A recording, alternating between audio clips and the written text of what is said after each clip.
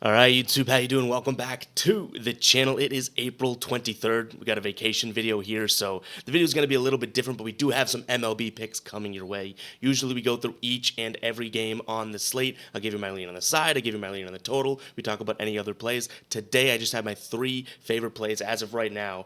We can always add more in the pinned comment, but three favorite plays for the slate coming your way. So go ahead, hit that like button, hit that subscribe button. For the next 5 days or so, we have different formats sort of on the road videos, so hopefully the audio's okay, the video's okay, and all that good stuff. But yeah, let's go ahead and jump into play number one here, guys. Again, hit that subscribe button, hit that like button. Let's get rocking and rolling. We're starting it off with Jose Caballero over 0.5 hits, okay?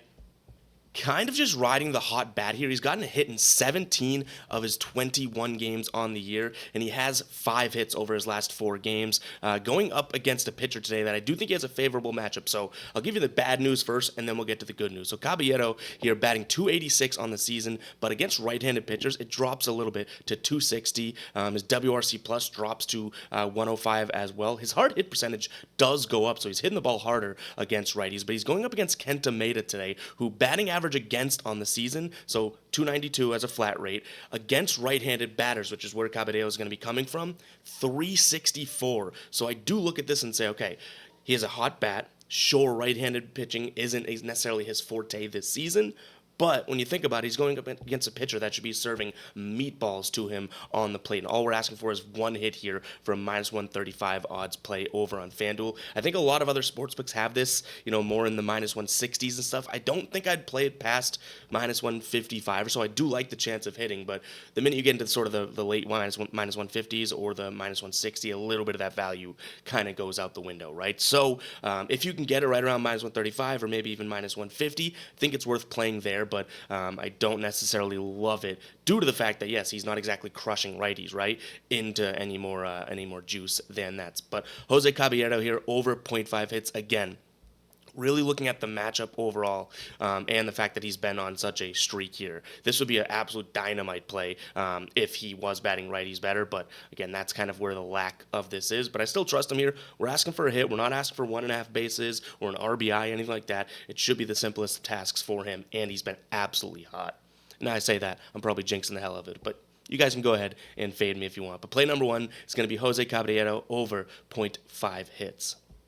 All right, play number 2 here. It's going to be Rangers first 5 money line. They're going up against Logan Gilbert in the Seattle Mariners today, and I do understand that that's probably going to be a tough matchup. Gilbert off to a decent start to the year, 2.33 ERA, the WHIP at 0.78, which is crazy impressive. His FIP is even good at 3.4, and his expected FIP is 3 today. But his expected ERA does jump a little bit, so that's nice to see. His expected ERA is 3.7. Again, his normal ERA is a 2.33 on the year, so expected to jump a little bit based on advanced analytics. And this is a Texas lineup that's crushing right-handed pitchers. 3rd in average, 5th in WRC+, K percentage at 2, which obviously Gilbert's a decent strikeout guy, right? If he can't strike them out, he loses a little bit of his edge. On base percentage, they're ranked 4th, OPS 6th, ISO 11th, and slugging 6th. And then if we look at them on at home against right-handed pitchers here, best in average, 2nd best WRC+, 2nd best K rate, best on-base percentage in the entire league, 5th in slugging, and 2nd in OPS. So this is a team that bats righties well, and they bat righties even better when they are at home here, which they are today. Now, the reason why we're targeting first 5 is due to the fact that Texas's bullpen, we just can't trust as far as we can throw them. On the season, the bullpen as a whole, now some guys are going to be taxed and whatnot, which doesn't make it any better. This is as if they had a full healthy bullpen, a 4.9 ERA and a 1.4 whip. That's good enough for ranking 23rd in ERA, so only 8 teams better than them, and then 22nd in whips, only 9 teams better than them, which is not exactly what you want to see, right? Or 8 and 7, or whatever the numbers are. So I don't necessarily love their bullpen, but again, we're just targeting the first 5. We're really hoping that Dane Dunning can kind of keep it together, which he's had some spotty starts this season, and now as a whole, his ERA 3.9, we can live with that. His WHIP at 1.2, we can live with that, but his FIP, his fielding independent pitching, at 6.23. But he's due for a little bit of progression here as his FIP is right around 4.5, expected FIP, excuse me. So hopefully that can be the case. He's going to throw a lot of sinks sinkers. Seattle does not bat sinkers very well. He's going to throw a lot of sliders. Seattle does not bat sliders very well. He does throw a decent amount of cutters, which is where Seattle could get him in terms of runs above average to that pitch. They're ranked 5th on the entire season. So I do see that being a problem. But again, that's his third pitch. And then when you look at his fourth pitch, which he does throw as well, 12.5% of the time, changeup, Seattle kind of middle of the pack. So as long as Dane Dunning can do his job, I think Texas actually has a decent chance of getting to Gilbert, who, looking at his pitch mix, it's going to be fastball, cutter, and splitter as 3 of his 4 top pitches. Texas against fastballs, runs above average per 100 pitches, right? 10th, 7th, and 4th. Now, he does throw plenty of sliders, arguably more than his fastballs, and Texas is ranked 19th. So if his slider's on today, this is going to be a tough one. But again, we're looking at money line. If they tie through the first 5, we push. It's not the end of the world or anything like that, but I do like Texas to go out there and do it today. For minus 115 odds, I like that as well. And we know that we're on the right part of this, not a full game bet, but a 5-inning bet, because money line for Texas Rangers is like minus 102 for the full game. So obviously, we lose a bit of odds when we go to first 5, but that tells us the books know this is probably the spot that Texas has more of an advantage versus the full game, which, again, we talked about that bullpen. God-awful.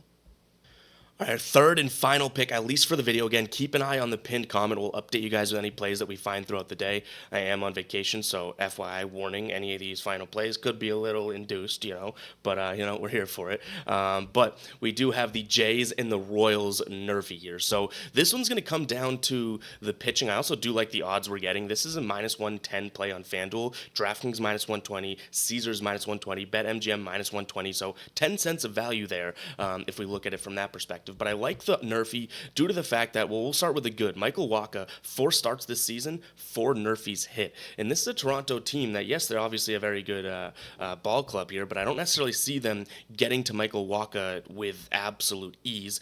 Do they have a chance to get to him? Yes, this Toronto team's playing fairly good baseball. But again, Michael Wacha, first time through the lineup, is doing really, really well here. Just on the season, too, a 1.04 whip, 3.3 FIP with a 3.7 ERA. Striking out a decent amount of guys, too. I don't think that I'd consider him to be a strikeout machine here against Toronto today, as against right-handed pitchers. They're a top 10 team in strikeouts against. But when you look at it from a perspective of what pitches he's going to throw, changeup, Toronto doesn't hit all that well. Cutter, Toronto doesn't hit all that well. Sinker and fastball are going to be the pitches that we worry about here. But again, we're just looking for 3 outs from Michael Wacha, and he's done that in every single start this year. And we're kind of into a decent sample size, right? 4 straight games for him in which the Royals have hit the nerfy. The problem, or I shouldn't say the problem, the risk is when we turn it on over to Kevin Gausman, who 4 starts now, only 1 nerfy hit, but it was his last nerfy and arguably against the best offense he's seen. Now, we saw the New York Yankees twice, but I guess, using it as the most recent game, you saw the Yankees, and they did hit the nerfy here. And to be completely honest, it's like, this guy coming back wasn't the Gausman that we all know and even love, right? Like, he has struggled into this season, but what we can say about him is that to some degree, I feel like he started to get his stuff back, get the spin on the ball and everything like that more and more each and every start. So, yes, I kind of like the fact that Michael Wacha has the track record right now of being successful in these no-run first inning plays. And Kevin Gausman is just starting to maybe get better and better and better over the course of his starts here. So that's kind of where I'm coming out on that. Gausman last year had hit 60% of his nerfies. So, if he returns sort of that pitcher, then we do have a chance here. And again, minus 110 odds when you're getting minus 120 on most sportsbooks. I still hate it at minus 120, but definitely have the most value over on FanDuel here. And guys, it's going to wrap it up for today's video. Hope you guys did enjoy. If you did make it to this point in the video, go ahead and comment 9. We'll try and get the daily dingers and all that stuff, but obviously we just have kind of a makeshift setup in the hotel room here in Mexico, so doing our best to get these videos out. But yeah, appreciate everyone tuning in. Again, hit that like button, hit that subscribe button. Let me know what you guys are rolling with in the comments. Maybe we'll jump on a couple plays, add them to the final plays. But yeah, catch you guys in the next one, all right? Peace out.